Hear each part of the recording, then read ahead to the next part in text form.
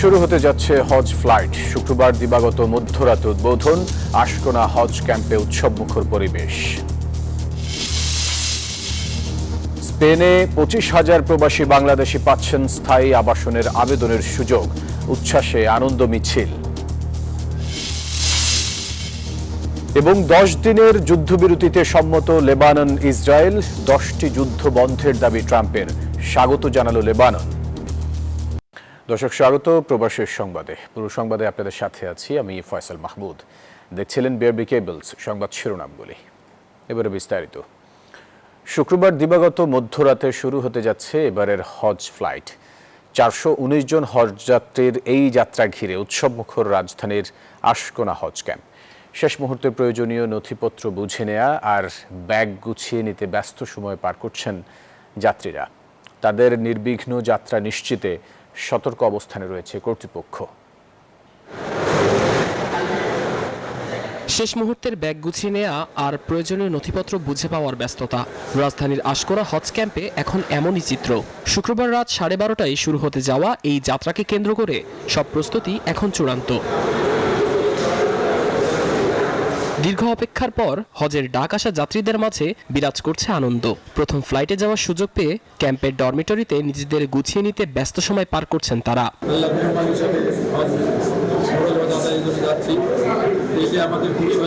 কাগজপত্র যা গুটানের কাপড় চোপড় ব্যাগ সবকিছুই আমরা এখন রেডি। আমাদের খালি ফ্লাইটের অপেক্ষায় আমরা বসে আছি। যা যা প্রয়োজন সবকিছু আমাদের বুঝাই দিছে। টিকিট থেকে শুরু করে পাসপোর্ট থেকে শুরু করে সবকিছু আমাকে বুঝাই দিছে।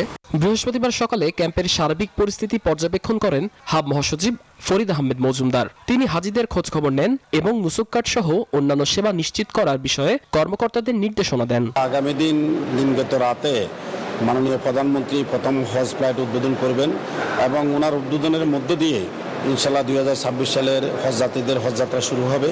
আমরা আশা করছি এই বছরের হজ অতীতের যে কোনো সময়ের তুলনা সুন্দর এবং সুশৃঙ্খল হবে। এবারের হজে নুসুক কার্ডের মাধ্যমে ডিজিটাল সেবা পাবেন হাজিরা। সরকারি ব্যবস্থাপনার যাত্রীরা এই কার্ডটি সংগ্রহ করবেন সৌদি আরবে পৌঁছানোর পর নিজ নিজ হোটেলের লবি থেকে। প্রথম ফ্লাইটের উদ্বোধনের মধ্য দিয়ে শুরু হচ্ছে এবছরের আনুষ্ঠানিক হজ যাত্রা। হাজিদের সার্বিক নিরাপত্তা এবং ভোগান্তিহীন যাত্রা নিশ্চিতে সতর্ক অবস্থানে রয়েছে হাব ও ধর্ম মন্ত্রণালয়। সাদমান রাফিদ, নিউজ 24, ঢাকা। নথিবিহীন অভিবাসীদের বৈধতার অনুমোদন দিয়েছে স্পেন সরকার, যেখানে 5 লাখ নথিবিহীন অভিবাসন প্রত্যাশী আবেদন করতে পারবেন এবং 1 বছরের জন্য বসবাস সহ পাবেন কাজের সুবিধা। সরকারের এমন উদ্যোগে উচ্ছ্বাস প্রকাশ করেছেন স্পেন প্রবাসী বাংলাদেশিরা। বিস্তারিত থাকছে স্পেন প্রতিনিধি শাহাদুল সুহেদের প্রতিবেদনে। স্পেন সহ বিশ্বের বিভিন্ন দেশের মানুষের মধ্যে ক্রমেই বাড়ছে অভিবাসন বিরোধী মনোভাব। এমন পরিস্থিতিতে মঙ্গলবার বহুল প্রতীক্ষিত অভিবাসী নিয়মিতকরণ ডিক্রি অনুমোদন করেছে স্পেন সরকার। নতুন ডিক্রির আওতায় 1 বছরের জন্য দেশটিতে বসবাস ও কাজের সুবিধা পাবেন যোগ্য আবেদনকারীরা। সরকারের ব্যতিক্রমী এই উদ্যোগে খুশি অভিবাসন প্রত্যাশী বাংলাদেশিরা। আজকের এই খুশির খবর যে আমরা সবাই যারা এখানে কাগজ নাই, যারা কাগজ পাইতেছি, এই জন্য স্পেন সরকারকে অনেক অনেক ধন্যবাদ। 2-3 মাস অলরেডি হয়ে গেছে। পাসপোর্টের জন্য আবেদন করছি, পুলিশ ক্লিয়ারেন্সের জন্য আবেদন করছি, যার জন্য এখন আমরা কোনো প্রকার কাগজ ডকুমেন্ট এভিডেন্স এগুলো আমরা পাইতেছি না। স্পেনের অভিবাসন বিষয়ক মন্ত্রী এলমা সাইজ বলেন, বৃহস্পতিবার থেকে অনলাইনে আবেদনের প্রক্রিয়া শুরু হবে। এছাড়া 20 এপ্রিল থেকে সশরীরে আবেদন করা যাবে। আবেদন প্রক্রিয়া চলবে 30 জুন পর্যন্ত। দীর্ঘদিন ধরে অভিবাসী বৈধ করার জন্য কাজ করে যাওয়া ভালিয়ান্তে বাংলার সভাপতি জানান, বিভিন্নভাবে সরকারের কাছ থেকে বৈধ করার দাবি আদায়ে বাংলাদেশিদেরও অবদান রয়েছে। 991 সংগঠনের নিরলস প্রচেষ্টা পরিশ্রমের ফলে আজ আমরা এই সাধারণ ক্ষমতা আমরা পেয়েছি। গেজেট প্রকাশিত হওয়ায় বৈধ হবার স্বপ্ন দেখছেন 25,000 অভিবাসন প্রত্যাশী বাংলাদেশি। তবে আবেদনের জন্য প্রয়োজনীয় পাসপোর্ট ও বাংলাদেশে পুলিশ ক্লিয়ারেন্স সার্টিফিকেট হাতে না পাওয়ার আশঙ্কায় রয়েছেন অনেকেই। পুলিশ ক্লিয়ারেন্স সার্টিফিকেট এটি যেন বাংলাদেশের যে সমস্ত প্রতিষ্ঠান এবং মন্ত্রণালয় যারা এটার সাথে যুক্ত, আমরা তাদেরকে সেন্সিটাইজ করেছি যেন তারা এটা অতি সত্বর এবং জরুরি ভিত্তিতে আমাদের বাংলাদেশি প্রবাসী ভাই বোন যারা স্পেনে আছে তাদের হাতে তুলে দেয়। ভুক্তভোগীদের পাসপোর্ট ও পুলিশ ক্লিয়ারেন্স সার্টিফিকেট দ্রুত প্রাপ্তিতে কাজ করে যাচ্ছেন স্থানীয় কমিউনিটি নেতারা। স্পেন থেকে শাহাদুল সোহেব, নিউজ 24। বাহরাইনে মেশিন রিডেবল পাসপোর্ট এমআরপি সেবা সম্পূর্ণভাবে বন্ধ রয়েছে। এক জরুরি বিজ্ঞপ্তিতে এই তথ্য জানিয়েছে বাহরাইনে অবস্থিত বাংলাদেশ দূতাবাস। জটিলতা দূর করতে এমআরপি সেবার পরিবর্তে সরকার এরই মধ্যে ই পাসপোর্ট সেবা চালু করেছে। এতে প্রবাসীদের দ্রুত ই পাসপোর্ট সেবা গ্রহণের জন্য প্রয়োজনীয় পদক্ষেপ নেওয়ার আহ্বান জানিয়েছে দূতাবাস। এছাড়া বিজ্ঞপ্তিতে প্রবাসী বাংলাদেশিদের এমআরপি সংক্রান্ত নতুন আবেদন না করার বিশেষ অনুরোধ জানানো হয়েছে। বাহরাইনে যে সকল প্রবাসী বাংলাদেশি সম্মানিত নাগরিকগণ আছেন তাদেরকে আমরা এই বিষয়টি অবহিত করার জন্য আমরা একটি বিজ্ঞপ্তি ইস্যু করেছি যে এই মুহূর্তে সকল প্রকার এমআরপি সেবা বন্ধ রয়েছে এবং তাদেরকে ই পাসপোর্ট সেবা গ্রহণের আমরা আহ্বান জানিয়েছি এবং এমআরপি আবেদন না করার জন্য তাদেরকে আমরা উৎসাহিত করে বিজ্ঞপ্তিটি দিয়েছি। ইরান ইসরায়েল যুদ্ধ প্রসঙ্গ।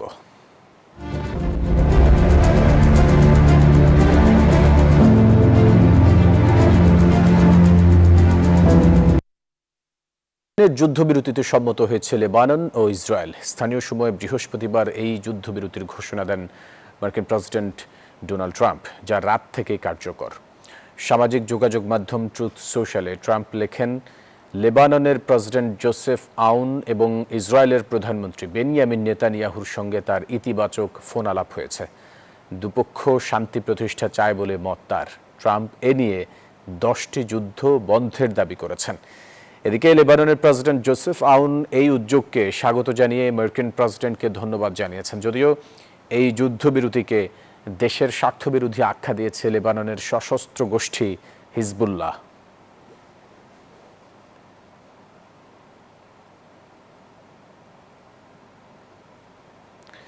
সিডনিতে বাংলা নববর্ষ 1433 উদযাপন উপলক্ষে সাংস্কৃতিক পরিবেশনা সহ খাওয়া দাওয়ার আয়োজন করে জমিদার বাড়ি রেস্টুরেন্ট ও ফাংশন সেন্টার।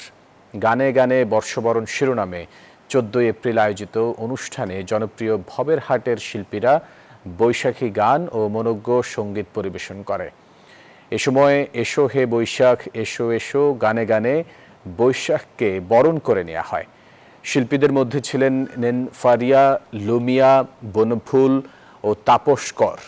খাবারের তালিকায় ছিল পান্তা ভাত, ইলিশ ভাজা, আলু ভর্তা, চাটনি সহ আরও অনেক কিছু। আয়োজকরা জানান, নতুন প্রজন্মের কাছে দেশীয় সংস্কৃতি ও ঐতিহ্য ছড়িয়ে দিতেই এই বৈশাখী আয়োজন।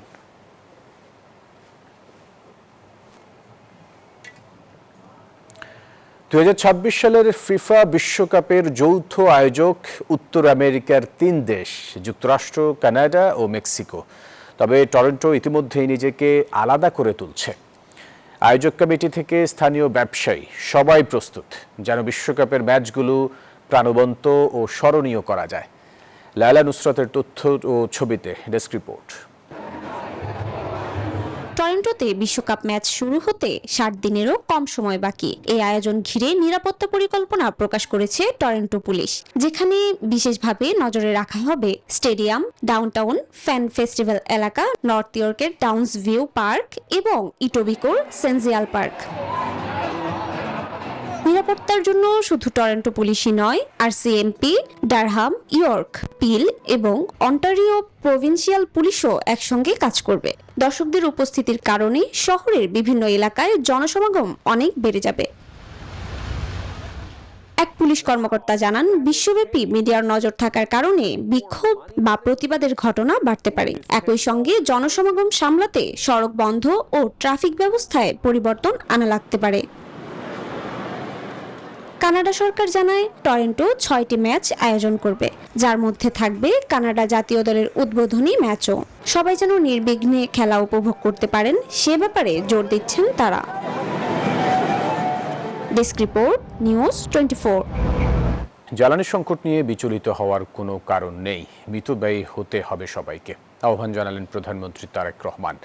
স্বাধীনতা পদক প্রদান অনুষ্ঠানে এই আহ্বান জানিয়েছেন তিনি। বৃহস্পতিবার বিকেলে রাজধানীর ওসমানী স্মৃতি মিলনায়তনে এই আয়োজন হয়। সরকার প্রধান বলেন, সমৃদ্ধ বাংলাদেশ গড়তে হলে প্রতিশোধ, প্রতিহিংসা বা অযথা বিতর্ক থেকে বিরত থাকতে হবে। প্রধানমন্ত্রীর সানুগ্রহ অনুমতিক্রমে স্বাধীনতা ও সার্বভৌমত্বের গৌরবগাথা স্মরণে অনুষ্ঠিত হল দেশের সর্বোচ্চ বেসামরিক সম্মাননা স্বাধীনতা পুরস্কার 2026 প্রদান অনুষ্ঠান। জয়ীদের হাতে পদক তুলে দেন প্রধানমন্ত্রী তারেক রহমান। এবার এই সম্মাননা পেলেন 15 জন বিশিষ্ট ব্যক্তি ও 5 প্রতিষ্ঠান। সাবেক প্রধানমন্ত্রী ও বিএনপি চেয়ারপারসন বেগম খালেদা জিয়া স্বাধীনতা, গণতন্ত্র ও নারী শিক্ষায় অবদানের জন্য মরণোত্তর স্বাধীনতা পদক পেয়েছেন। পদক গ্রহণ করেন তার নাতনি জাইমা রহমান। প্রধানমন্ত্রী তার বক্তব্যে মহান মুক্তিযুদ্ধে বীর শহীদদের প্রতি গভীর শ্রদ্ধা জানান, স্মরণ করেন আহত মুক্তিযোদ্ধাদের অবদানের কথা। বলেন, সব নির্বাচনী প্রতিশ্রুতি বাস্তবায়নে সরকার দৃঢ় প্রতিজ্ঞ। আমরা ইতিমধ্যেই জনগণের সামনে দেওয়া অঙ্গীকার বাস্তবায়নের কাজ শুরু করেছি। আমরা দলীয় ইশতেহারে এবং স্বাক্ষরিত জুলাই সনদের প্রতিটি দফা, প্রতিটি অঙ্গীকার অক্ষরে অক্ষরে পালন করব ইনশাআল্লাহ। চলমান জ্বালানি সংকট নিয়েও কথা বলেন সরকার প্রধান। বলেন, এ নিয়ে বিচলিত হওয়ার কোনো কারণ নেই। বৈশ্বিক যুদ্ধ পরিস্থিতির মধ্যেও আমরা সবকিছু চেষ্টা করছি স্বাভাবিক রাখার। বিশ্বের সকল দেশে তেল ডিজেলের দাম বাড়ানো হলেও আমরা জনদুর্ভোগের কথা বিবেচনা করে এখন পর্যন্ত এই সিদ্ধান্তটি নেইনি। এই খাতে প্রতিদিন শত শত কোটি টাকা ভর্তুকি দিয়ে হলেও সরকার চেষ্টা করছে আন্তরিকভাবে পরিস্থিতি স্বাভাবিক রাখা। সমৃদ্ধ বাংলাদেশ গড়তে প্রতিশোধ, প্রতিহিংসা বা অযথা বিতর্ক নয়। মতপার্থক্য থাকলেও তর্ক বিতর্ক যেন শত্রুতায় রূপ না নেয় আহ্বান জানান প্রধানমন্ত্রী। সতর্ক করে বলেন, দেশের স্বার্থবিরোধী চক্র এখনো সুযোগের অপেক্ষায় রয়েছে। সাইফুল ইসলাম, নিউজ 24, ঢাকা। 2030 সালের মধ্যে বেসরকারিভাবে 10,000 মেগাওয়াট সৌর বিদ্যুৎ উৎপাদনের সিদ্ধান্ত নিয়েছে সরকার। বৃহস্পতিবার প্রধানমন্ত্রী তারেক রহমানের সভাপতিত্বে মন্ত্রিপরিষদ বিভাগের বৈঠকে এই সিদ্ধান্ত হয়। এই কথা জানান মন্ত্রিপরিষদ সচিব নাসিমুল গনি। তিনি বলেন, নবায়নযোগ্য জ্বালানি নীতিমালা 2025 নিয়ে বৈঠকে আলোচনা হয়েছে। জ্বালানি খাতে 10,000 মেগাওয়াট সৌর বিদ্যুৎ উৎপাদনের লক্ষ্য পূরণে সরকারি বেসরকারি উদ্যোক্তারা কাজ করতে পারবেন। এছাড়াও 6 জুলাই পল্লী উন্নয়ন দিবস এবং 7 নভেম্বর জাতীয় বিপ্লব ও সংহতি দিবস পালনের সিদ্ধান্ত হয় বৈঠকে। সোলারের জ্বালানি অন্তত 10,000 মেগাওয়াটে নেওয়া যায় আগামী 2030 সালের মধ্যে। সরকারের পার্টিসিপেশন থাকবে, সাপোর্ট থাকবে, কিন্তু বেসরকারি উদ্যোগী হবে মূলত। 7 নভেম্বরকে পূর্বের মতো জাতীয় বিপ্লব ও সংহতি দিবস হিসেবে ঘোষণা করা। এটি একটি কর্ষণীভুক্ত দিবস হবে। গণভোটের রায় বাস্তবায়নের দাবিতে আবারও মাঠে নামছে 11 দলীয় ঐক্যজোট। দ্বিতীয় দফায় 18 এপ্রিল থেকে 2 মে পর্যন্ত কর্মসূচি দিয়েছে তারা। বৃহস্পতিবার সংবাদ সম্মেলনে এই কথা জানানো হয়। জোট নেতারা জানান, শনিবার ঢাকায় হবে গণমিছিল। এরপর 25 এপ্রিল বিভাগীয় শহরে এবং 2 মে দেশের সব জেলায় পালন করা হবে এই কর্মসূচি। গণভোটের রায় বাস্তবায়নের দাবিতে 11 দলীয় ঐক্য ঘণ্টাব্যাপী এই বৈঠক করে মগবাজারের আলফালা মিলনায়তনে। এতে জোটের দলগুলোর শীর্ষ নেতারা উপস্থিত ছিলেন। বৈঠকে ধারাবাহিক কর্মসূচি দেওয়ার সিদ্ধান্ত নিয়েছে 11 দল। সংবাদ সম্মেলন করে জামায়াতের সেক্রেটারি মিয়া গোলাম পরোয়ার বলেন, গণরায় বাস্তবায়ন না করে নানা অজুহাত দেখাচ্ছে সরকার। এ সময় 11 দলের কর্মসূচি তুলে ধরেন তিনি। 18 এপ্রিল শনিবার 11 দলের উদ্যোগে রাজধানী ঢাকায় গণমিছিল অনুষ্ঠিত হবে। 25 এপ্রিল শনিবার সকল বিভাগীয় শহরে গণমিছিল। 3 মে মাসের 2 তারিখ প্রত্যেকটি জেলা হেডকোয়ার্টারে জেলা 11 দলের উদ্যোগে বিশাল বিশাল গণমিছিল জেলা সদরে অনুষ্ঠিত হবে ইনশাআল্লাহ। দেশের আইন শৃঙ্খলা স্বাস্থ্য খাতের পরিস্থিতি চরম অবনতি হয়েছে বলে অভিযোগ করেন এই জামায়াত নেতা। হাম পরিস্থিতি উদ্বেগজনক। প্রায় 1.5 লক্ষের মতো হামের রোগী সংকটপূর্ণ অবস্থায় বিভিন্ন হাসপাতালে। স্বাস্থ্য খাত একেবারেই ভেঙে পড়েছেন। পার্লামেন্টে স্বাস্থ্যমন্ত্রীর বিবৃতি বক্তব্য আর হাসপাতালগুলোর চেহারা একেবারেই বিপরীত। আইন শৃঙ্খলা পরিস্থিতির চরম অবনতি, চাঁদাবাজি আবার চলছে, মারামারি দখলদারি আবার চলছে। গোলাম পরোয়ার অভিযোগ করেন, ব্যাংকগুলোতে নিজেদের লোক বসানো হচ্ছে, প্রশাসনও চলছে নির্লজ্জ দলীয়করণ। তাওহিদুল ইসলাম, নিউজ 24, ঢাকা। সরকার 2 মাসের জ্বালানির মজুদ থাকার তথ্য জানালেও ফিলিং স্টেশনের সংকট কাটছে না। ফিলিং স্টেশনে দীর্ঘ সারি এখন প্রতিদিনের চিত্র। ফুয়েল পাসেও পর্যাপ্ত তেল মিলছে না।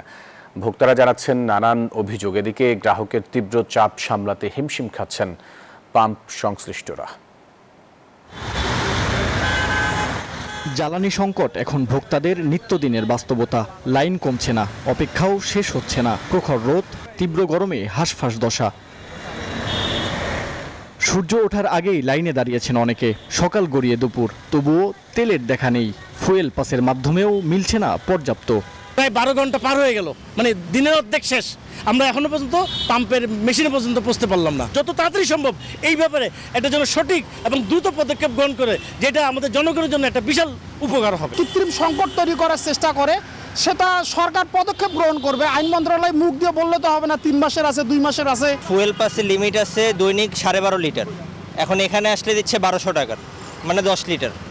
এখানেও আমাদের ফুয়েল পাসে কম দিচ্ছে, তার মধ্যে ফুয়েল পাসে আপনার রেজিস্ট্রেশনটাও ঠিক মতো করা যাচ্ছে না। পাম্প সংশ্লিষ্টরা বলছেন, অবৈধ মজুতদারদের কারণে এমন দুর্গতি। ডিপো থেকে পর্যাপ্ত সরবরাহ না থাকার অভিযোগও রয়েছে। সবাই মনে করেন আমার মনে হয় তেল মজুত করতেছে। আমি এমন ড্রাইভার দেখলাম যে কালকে তেল নিয়ে গেছে, সে আবারও আজকে আসে।